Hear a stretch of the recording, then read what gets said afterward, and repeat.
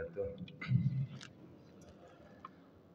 Alhamdulillahirabbil alamin. Alhamdulillahilladzi anzala 'ala 'abdihil kitaba wa lam yaj'al lahu 'iwaja qayyiman. Asyhadu an la ilaha illallah wahdahu la syarika lahu wa asyhadu anna Muhammadan 'abduhu wa rasuluh. Allahumma shalli 'ala Muhammad wa 'ala ali Muhammad. Hadirin jamaah salat subuh yang dirahmati Allah, puji dan syukur mari kita senantiasa panjatkan kehadirat Allah Subhanahu wa taala. Alhamdulillah kita senantiasa mendapatkan banyak kenikmatan dan alhamdulillah hari ini kita dapat bersama-sama hadir dalam rangka melaksanakan ibadah salat subuh berjamaah. Salawat dan salam semoga dilimpahkan kepada junjungan kita Nabi Muhammad sallallahu alaihi wasallam. Hadirin jamaah salat subuh yang dirahmati Allah, alhamdulillah hari ini kalau tidak salah bertepatan dengan tanggal 3 Sya'ban ya, atau Arwah ya. Makanya di sebagian daerah pada bulan Sya'ban atau bulan Arwah itu banyak sekali orang-orang yang berziarah, karena arwah itu diambil dari kata arwah ya. Jadi mengingat saudara-saudara keluarga yang telah wafat ya. Walaupun itu tradisi, karena memang sebenarnya namanya bulan Sya'ban. Kalau di Jawa disebut bulan arwah atau ruwah. Jadi banyak yang berziarah. Oleh karena itu ada baiknya juga kita tentu dalam rangka menyambut bulan Ramadan di bulan Sya'ban kita mempersiapkan sebaik-baiknya untuk menghadapi masuk ke bulan Ramadan. Ya. Bagaimana kalau apakah kita juga boleh berziarah? Pada dasarnya berziarah kapan saja, tidak ada waktu yang khusus.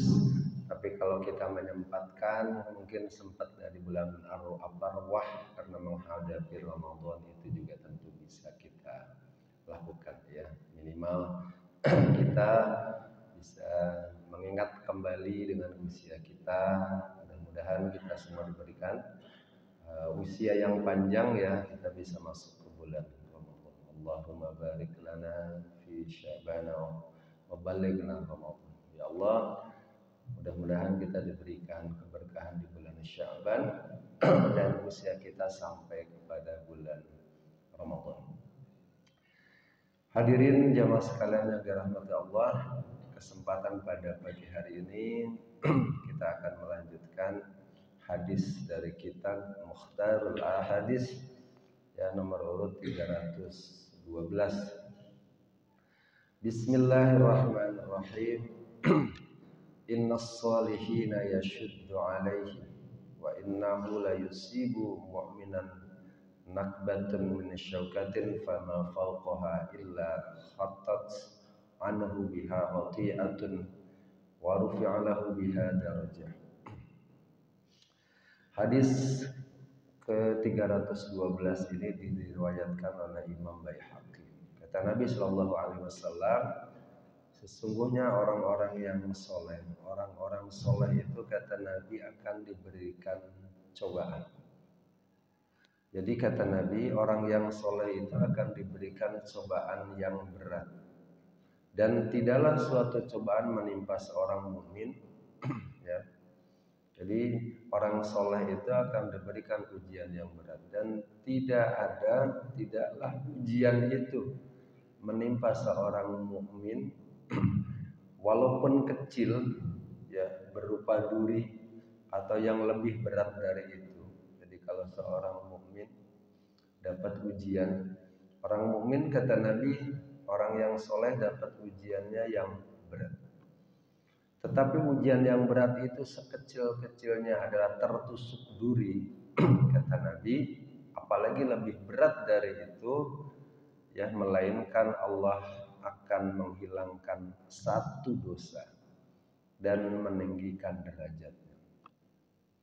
Ini artinya bahwa orang mukmin itu, kalau berdasarkan hadis ini, bahwa orang soleh itu akan diberikan cobaan oleh Allah. Orang soleh itu akan diberikan cobaan yang berat oleh Allah. Dan yang menimpa atau yang mendapatkan cobaan dari Allah sekecil-kecilnya adalah duri, ya, nggak sengaja ya lagi bekerja, lagi berjalan ada duri sedikit saja ya, karena duri itu akan ya menghapus dosa, apalagi lebih dari itu ya, dan diangkat derajatnya oleh Allah Subhanahu wa taala. Ini artinya bahwa jangan kita mengira bahwa kita tidak akan diuji oleh Allah, karena bahkan digambarkan di sini bahwa orang yang soleh, orang yang ahli ibadah itu akan dapat ujian oleh Allah berupa ujian yang berat. Ya.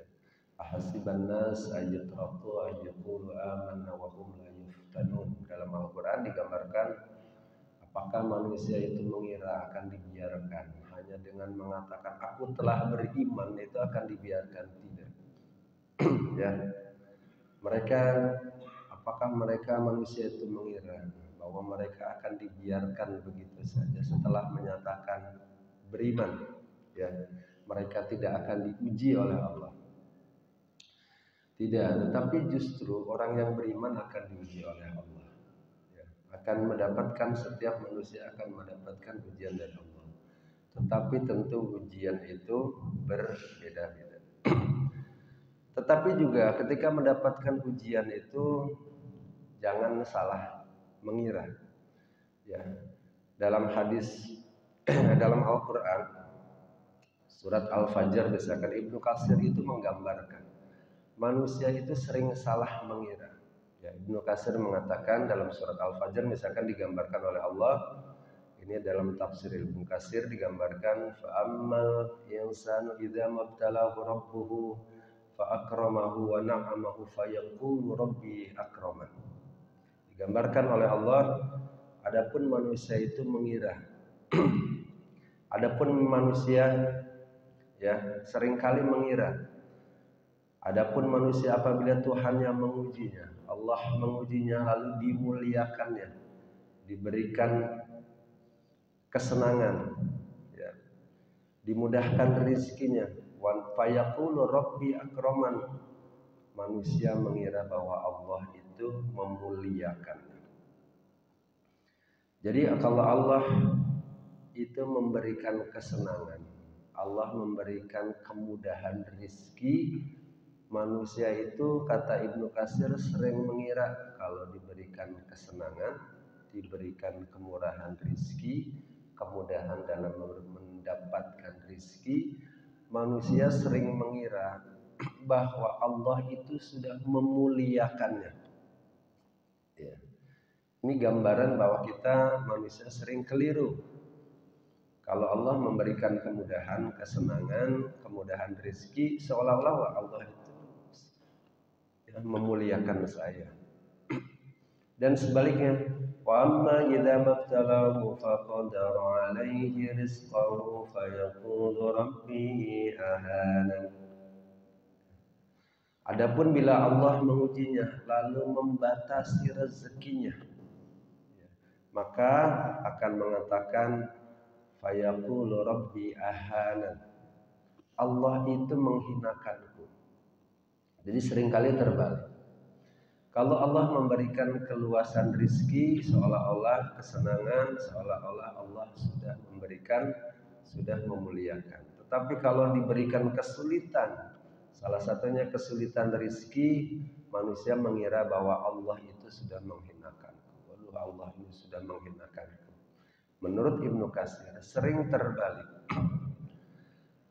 Karena justru sebaliknya adalah bisa jadi sebetulnya Allah itu bisa memberikan kesenangan itu bisa kepada yang Allah suka ataupun tidak.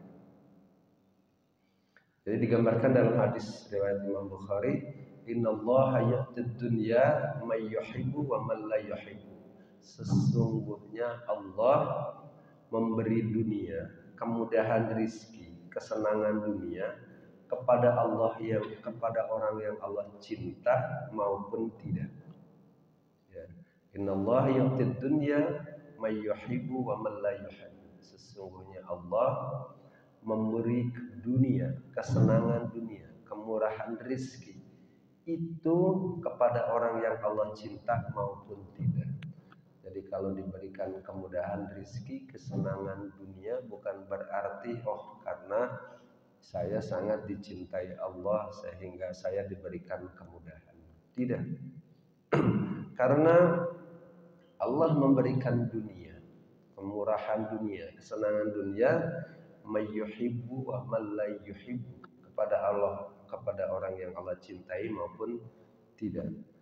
Tetapi wa mayyu'til iman illa mayyuhibbu. Tetapi Allah memberikan iman hanya kepada orang yang Allah cintai. Ya, jadi luar biasa. Hal yang penting menurut Ibnu Katsir, jangan sering kita salah persepsi, salah sangka. Ketika kita diberikan kesenangan, menganggap kita dimuliakan oleh Allah. Belum tentu. Karena ujian itu bisa berupa kemudahan rizki, bisa kesempitan rizki, bisa kesulitan, bisa kesenangan. Itu adalah ujian dari Allah Subhanahu wa Ta'ala. Yang membedakan adalah ketika mendapatkan kemudahan rizki, ketaatan kepada Allah meningkat atau tidak. Ketika mendapatkan kesulitan rizki, beribadah kepada Allah meningkat atau tidak. Kalau diberikan kemudahan rizki, ya ibadah kepada Allah, ibadah sunnah-sunnahnya itu juga tidak ada berdampak ya sama sekali peningkatan dalam beribadah, berarti bisa jadi ya, ujian berupa kesenangan itu menyebabkan orang menjadi lalai jauh dari Allah Subhanahu wa Ta'ala. Bahkan ketika baginda Nabi Shallallahu Alaihi Wasallam dalam hadis yang sahih, Nabi Shallallahu Alaihi Wasallam ketika menjenguk sahabat yang sakit, Rasulullah ya di beberapa hadis menyampaikan tahurun insya Allah. Ini hadisnya sahih. Ketika baginda nengok orang sakit, sahabatnya sakit, Nabi menyampaikan tahurun insya Allah. Ini sakit kamu akan menjadi pembersih dosa insya Allah. Kata Nabi, ketika menjenguk sakit kamu akan menjadi pembersih dosa insya Allah. Ya, tahurun kata Nabi insya Allah. Ini hadisnya sahih. Jadi ketika sakit Nabi menjenguk, beliau menyampaikan ini sakit kamu itu akan sebagai pembersih dosa insya Allah. Ya. Jadi ketika sakit, ya sakitnya yang diberikan oleh Allah pun jangan selalu kita berpikir negatif. Ada orang yang diberikan usia panjang tetapi berlarut dengan diujian oleh Allah dengan sakit yang tak kunjung sembuh. Kita kembalikan kepada hadis Nabi yang diriwayatkan oleh Imam Bukhari. Tahurun insya Allah. Dengan sakitnya yang diberikan oleh Allah yang lama, sabar, itu penebus dosa. Bisa jadi di akhir hayat karena kesabarannya dosanya habis karena ujian yang diberikan oleh Allah. Bisa jadi kita yang sehat ya, tetapi tidak mampu ya memanfaatkan waktu yang sehat untuk beribadah, bisa jadi justru dosa-dosa kita hanya sedikit yang diampuni oleh Allah. Karena bisa jadi orang yang mendapatkan ujian, mendapatkan fasilitas tadi, ujian yang berat akan terhapus dosanya. Kata Nabi tadi, walaupun hanya tertusuk duri itu sebagai ya penghapus dosa. Hadirin yang dirahmati Allah, kesimpulan hadis pada pagi hari ini bahwa kita oleh Allah Subhanahu wa taala sebagai orang yang beriman kepada Allah Subhanahu wa taala pasti akan mendapatkan ujian yang berbeda-beda setiap kita. Karena kata Allah bahwa jangan mengira bahwa setelah kita beriman kita tidak akan diuji. Pasti akan diuji oleh Allah dengan ujian sesuai dengan kemampuan kita. Kata Nabi bahwa ujian itu bisa jadi adalah kesenangan, bisa jadi ujian itu berupa kesulitan. Dalam hadis ujian itu bisa kegelisahan, ujian bisa berupa sakit, ujian itu bisa berupa kekhawatiran, ketakutan, ya Ujian bisa menimpa siapa saja. Ujian bisa juga berupa kematian dan sebagainya. Itu merupakan ujian. Dan kalau kita bisa menerima ujian dengan sabar, insya Allah semuanya menjadi penggugur dosa.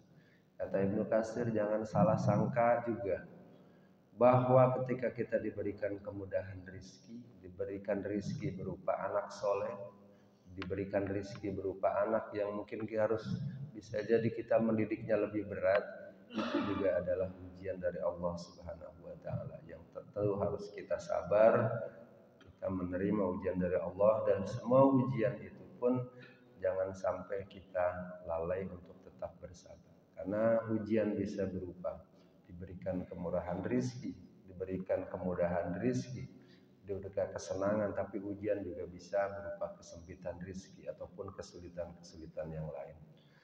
Hadirin rahmati Allah, mudah-mudahan hadis ini dapat kita renungkan dan mudah-mudahan kita senantiasa dalam rangka bulan Sya'ban kita bisa mempersiapkan untuk masuk pada bulan Ramadan.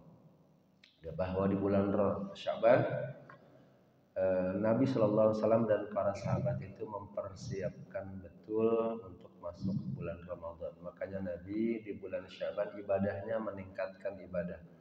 Puasa sunnah lebih banyak di bulan Sya'ban yang dilakukan oleh Nabi dibanding bulan-bulan yang lain. Bahkan kata Abdullah bin Umar, Abdullah ini anaknya Umar bin Khattab, makanya disebut Abdullah bin Umar. Beliau mengatakan, jangan menunda-nunda untuk melakukan pahala, melakukan ibadah. Jadi di bulan Sya'ban lakukanlah, perbanyaklah ibadah. Jangan nunggu bulan Ramadan. Kalau mau berinfak, gak usah nunggu bulan Ramadan. Ya infak dari sekarang. Takutnya bulan Ramadan usia kita tidak ada. Dilalah rizki yang mau diinfakkan, dilalah dipakai untuk yang lain. Kalau mau baca Quran, menghatamkan gak usah nunggu bulan Ramadan, dari sekarang. Jangan menunda, kata Abdullah bin Umar. Karena bisa jadi di bulan Ramadan yang kita tunggu-tunggu, bisa jadi kesibukan kita bertambah. Usia kita mungkin juga diberikan ujian sakit dan sebagainya. Hadirin rahmati Allah, mudah-mudahan ini ada manfaatnya. Wallahu a'lam bishawab. Kita akhiri dengan membaca doa kafaratul majlis. Alhamdulillahirabbil alamin. Subhanakallahumma wa bihamdika asyhadu an la ilaha illa anta astaghfiruka wa atubu ilaik. Billahi taufiq wal hidayah. Assalamualaikum warahmatullahi wabarakatuh.